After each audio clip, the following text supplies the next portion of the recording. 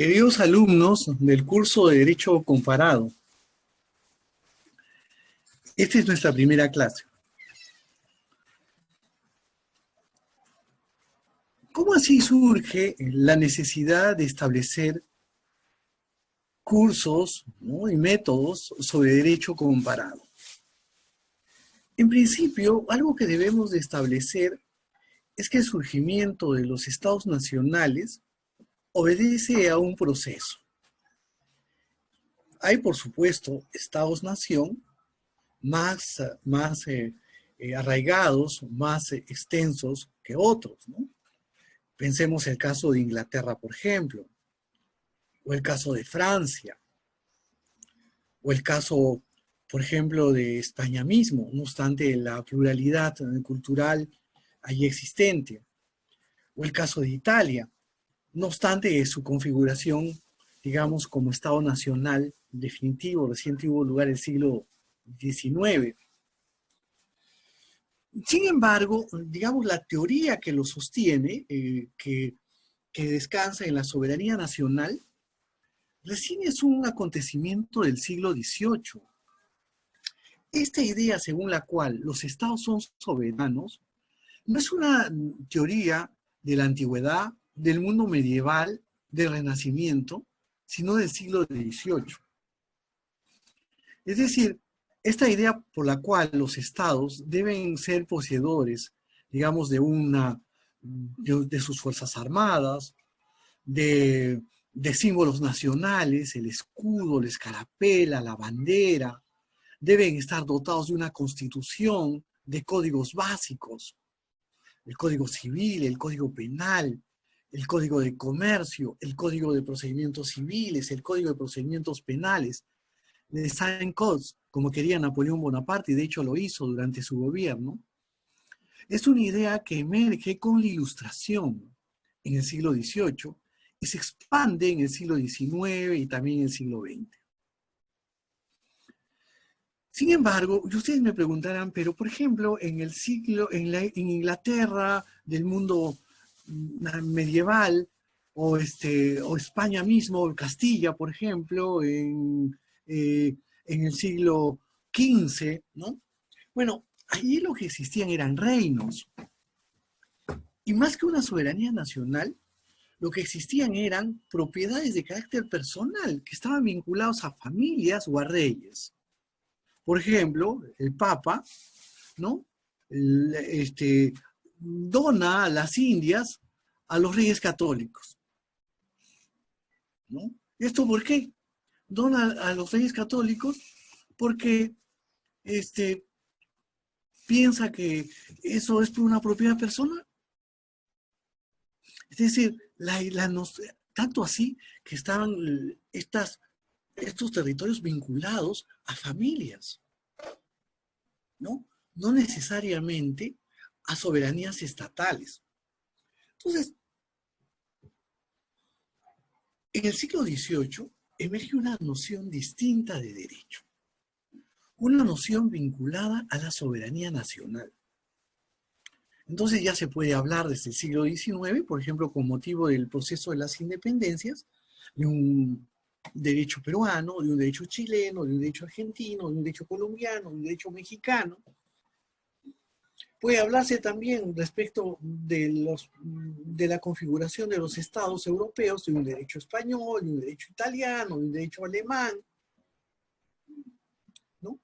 Y entonces es necesario compararlos con otros derechos nacionales.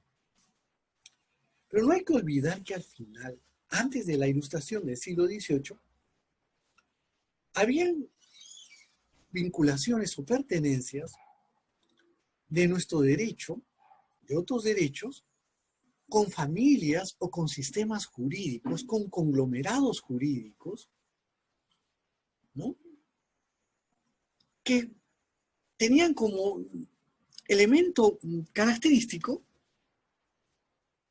de que habían una serie de rasgos que eran comunes. Es decir, pertenecían a familias jurídicas o a sistemas jurídicos. Hoy mismo ocurre eso. Nuestro derecho, por ejemplo, peruano, sin ser exactamente igual al chileno, o al colombiano, o al brasileño, o al español, o al mexicano, por ejemplo, tiene elementos comunes con ellos. Por esa razón, pertenecemos a la misma familia. Piensen ustedes en un retrato familiar, donde están con sus abuelos, están con sus primos, están con sus sobrinos, están con sus hermanos, sus padres, que eventualmente, si los tuvieran con sus hijos, es un cuadro de familia. Yo recuerdo haber visto una vez en la revista Caretas un gran retrato familiar de los descendientes de nuestro héroe Miguel Grau. Y había muchas personas, ¿no? Caballeros distinguidos, muchos de ellos, que tenían la barba de Miguel Grau, que tenían la cabeza de Miguel Grau. Pero no eran necesariamente Miguel Grau.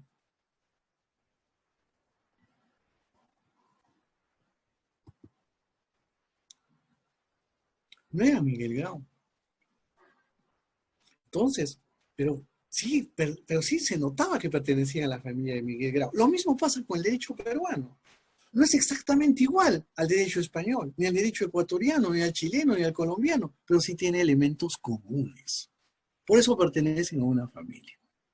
Entonces, yo ir por ese lado, ya definiendo lo que sería formar parte de un sistema o de una familia jurídica, que quiere decir pertenecer a un grupo, a un conglomerado, donde hay elementos comunes, donde hay rasgos comunes, donde hay además un origen común, una raíz común, que es su pertenencia, por ejemplo, a un ancestro común, que puede ser España, pero más atrás todavía, Roma, ¿no?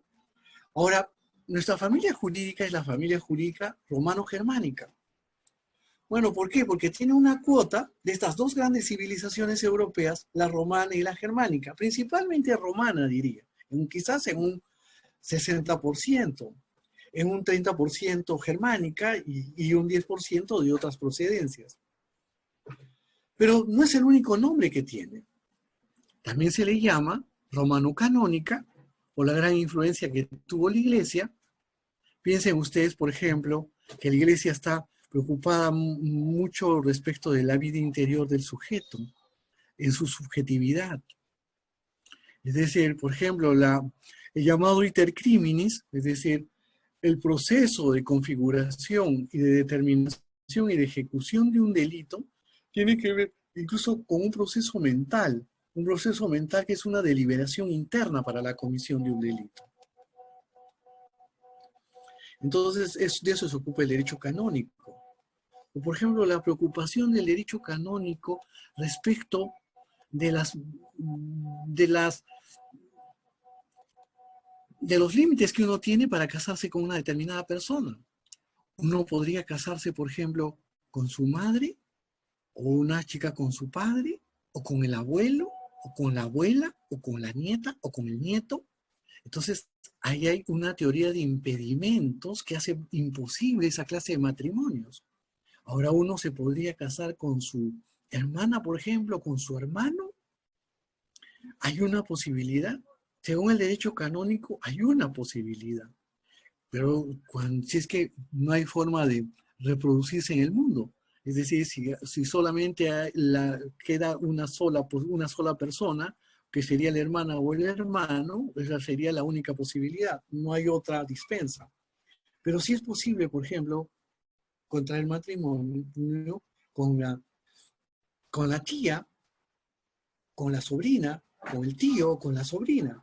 Es decir, un matrimonio en tercer grado de consanguinidad en circunstancias graves, por ejemplo, un embarazo.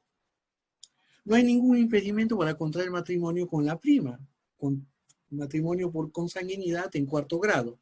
En otra época sí lo había, ¿no? En otra época sí lo había. El derecho canónico ha ido variando en ese tema. Lo mismo, por ejemplo, la teoría de las nulidades matrimoniales.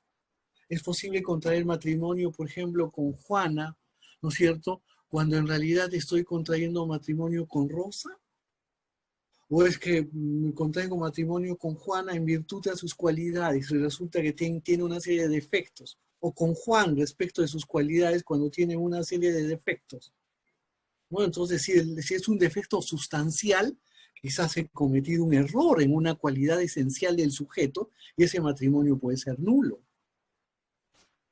¿no es cierto? O puede ocurrir también de que contraiga matrimonio con una persona, ¿no es cierto? O contraigo matrimonio cuando tengo viciada la voluntad, cuando una persona se encuentra borracha, drogada, ¿no es cierto? Entonces esa voluntad es inválida o lo presionan con una amenaza, con una pistola, con un cuchillo, ¿no es cierto? Entonces el derecho canónico ha tratado todos esos aspectos. También por eso nuestro sistema jurídico se llama derecho romano canónico. Desde la perspectiva de los norteamericanos o ingleses, nuestro derecho es también derecho continental, ¿no? También se le nombra en inglés civil law, ¿no? Es una expresión que es mejor no traducir y dejarla como tal. El civil law es el derecho romanista, es decir, procedente de Roma, que es una expresión que a mí me gusta usar mucho, ¿no? Así es. Bueno, esta es nuestra primera lección. Muchas gracias.